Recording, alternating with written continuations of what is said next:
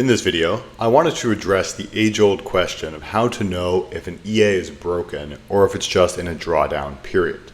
This video is sponsored by Prosperity Algo and our free Golden Time Bomb Expert Advisor. Do you want to make 100+% annual returns through automating the London breakout and the opening range breakout? Then click the link in the description. And this is a very common question that most algo traders and users of EAs will ask themselves in a less rosy period for a bot. So effectively, people are wondering, is something wrong with this system? Is it a money-losing system? Or is this just a normal run of losers, which is part of the statistical makeup of the trades which one would expect to see? So in this short presentation and video, I wanted to go over some of the techniques I use in order to essentially assess that, because it's a very, very important consideration. Because in theory, if you can detect early if an EA stops working, and most bots at some point need to be adjusted because they're no longer in tune with the market, if you pull that off or if you make adjustments early enough, you can save yourself quite a bit of drawdown on the portfolio basis. Because no one bot is ever perfect, you need to have a portfolio. And this is a very fundamental part of portfolio management. So a few different testing metrics I really encourage people to look at. And the first one would be to compare any sort of current drawdown or current string of losers to the historical backtest returns and historical backtest drawdowns.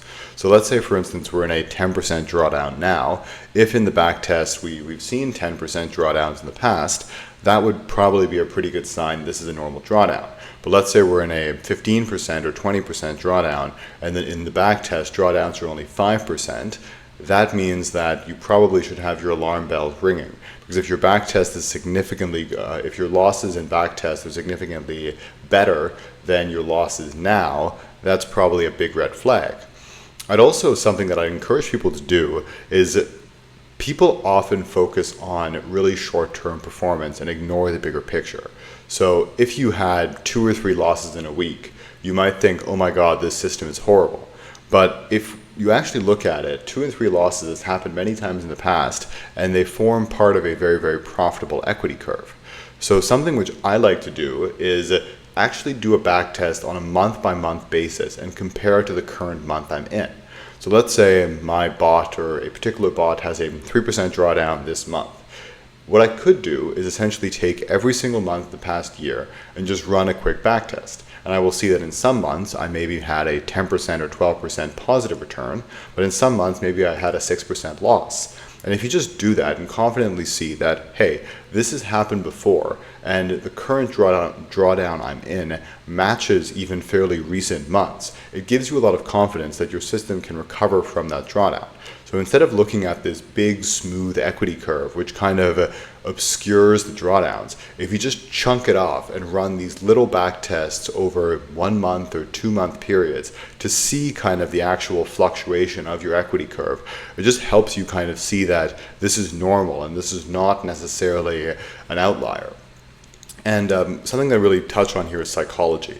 Losses will always stand out more than winners. So people will focus on 1 or 2 losses and they'll freak out. But you have to look at it in the broader picture and try and be as stoic as possible and compare the magnitude of the losses versus what is expected and have rules in place. And I find that this month-by-month backtest is quite a helpful technique there. Something else I'd look at are the testing metrics. So when you run a testing profile or simulation in MetaTrader, you'll typically get this beautiful backtest report which tells you some really interesting statistics. And something which I would really encourage you to look at is look at the maximum consecutive losses and look at the drawdowns there. You can also look at the total maximum drawdown as well as look at the general equity curve. And you can compare, for instance, like if you're currently in more of a choppy period to previous periods and see like, has this happened before? Have I actually managed to recover from this? And if you run a significantly long enough back test, that can kind of help you see the bigger picture and see if something is actually fitting within a broader strategy. So these are some of the metrics which I would really encourage you to look at. Look at total drawdown, look at maximum consecutive wins and maximum consecutive drawdowns, just to give you a picture of how this can look and how this would look in real trading. Something else I'd really encourage you guys here is rules are very important when you're doing any sort of portfolio management. So there is an emotional aspect to trading, and people are very quick to see a few losers and say like, oh my god, is something broken? This is completely normal. Like, nobody likes losing money, and it creates a bit of uncertainty in people that, like, am I doing something wrong? Is something not working properly? And this can mess with people's psychology, and particularly if you're using a third-party EA and you didn't develop the system yourself, you're naturally skeptical, and that makes complete sense.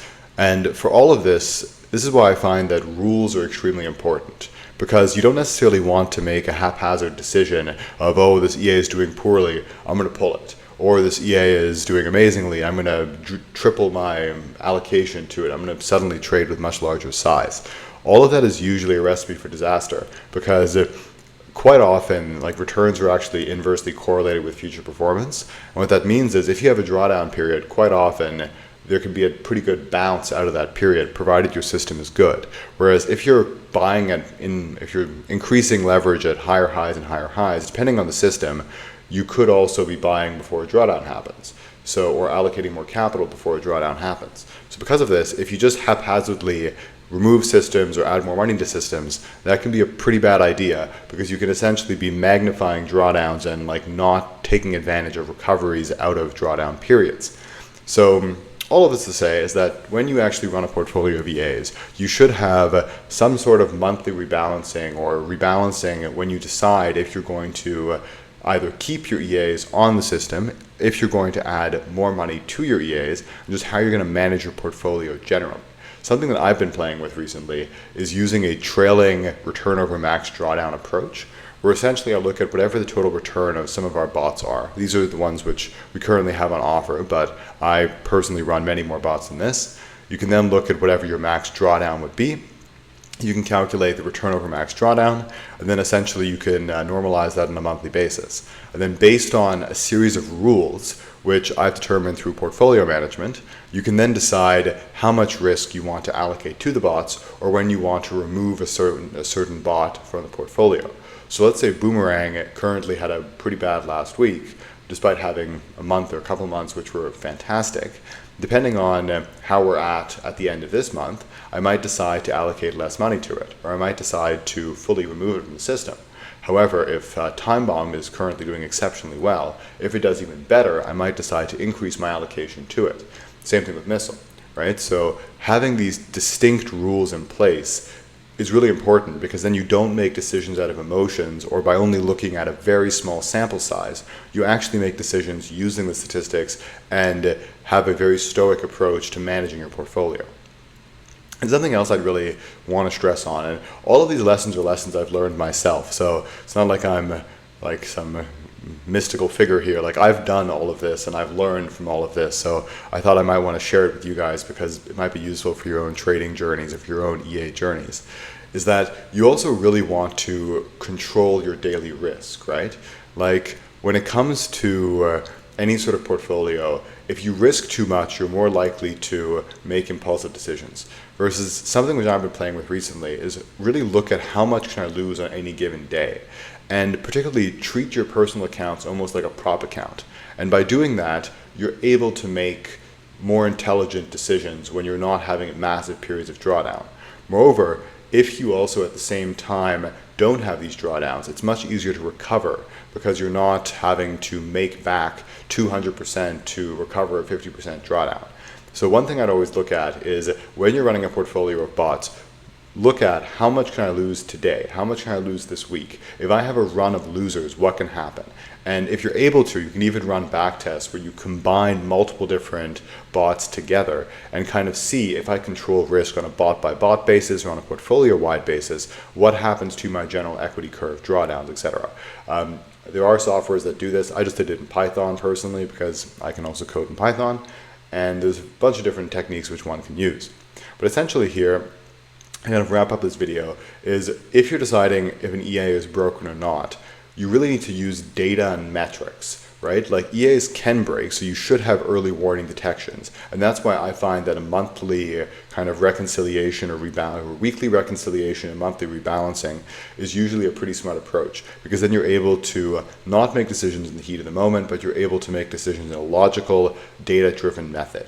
And all of these methods of, for instance, contrasting the backtest data, looking at the historical performance metrics and comparing your live performance metrics to that, running portfolio-wide backtesting, and controlling daily risk are all approaches which I have found to be exceptionally helpful. So drop me a comment if you guys want some more information, and have yourselves a wonderful day. Take care.